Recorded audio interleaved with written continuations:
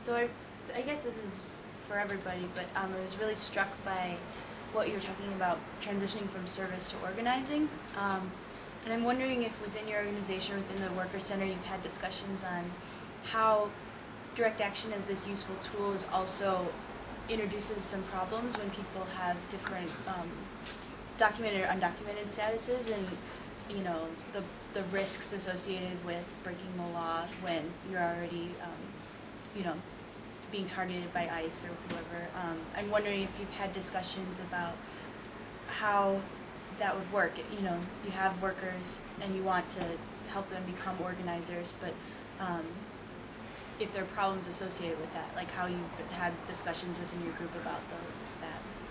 It would depend on the situation, but for example, even in this Winter Green campaign, obviously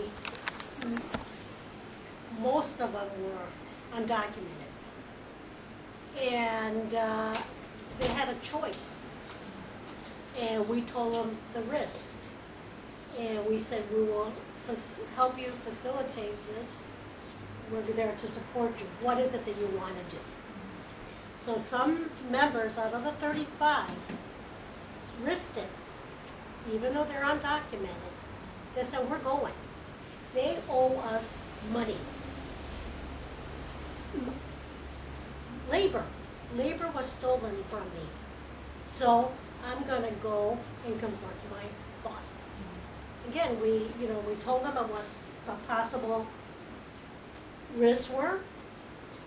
At this particular situation, we had an attorney that volunteered his time from the National Lawyers Guild.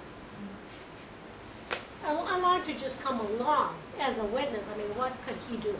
But they were well aware of the risks. You know, they have a job. They're not getting paid. They can't pay their rent. Their backs are up against the wall, so at some point, some of them will say, forget it, I'll do it. And then in some cases, Ben, for example, is a U.S. citizen.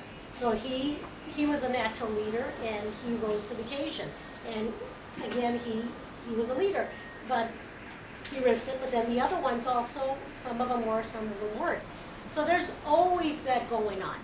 We were stopped by the police during the circulation. Cell phones, thanks to cell phones, we said, there's 2 cops over here, and 1 is on their way, perhaps you should leave. And it worked out.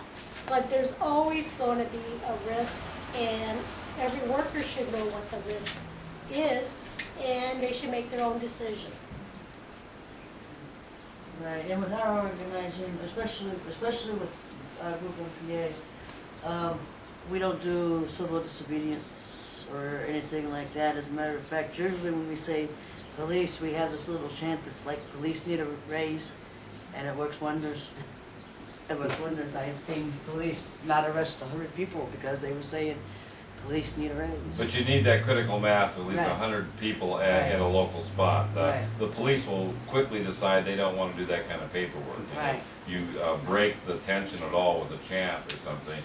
But 10 people risk being put into 5 squad cars. If Right. you have 100 people, there are never arrests. Right.